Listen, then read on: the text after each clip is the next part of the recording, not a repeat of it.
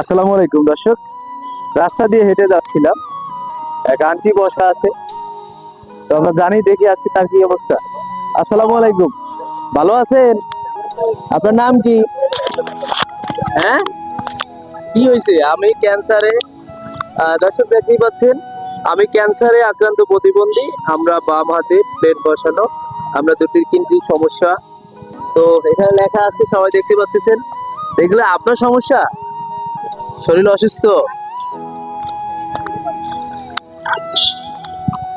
ওকে ওকে, আপনার ছেলে সন্তান আছে, কথা বলতে পারেন না, এই তো? আপনি কথা বলতে পারেন? হ্যাঁ বলেন তো দর্শক, ভালো আছি, আপনি বলেন।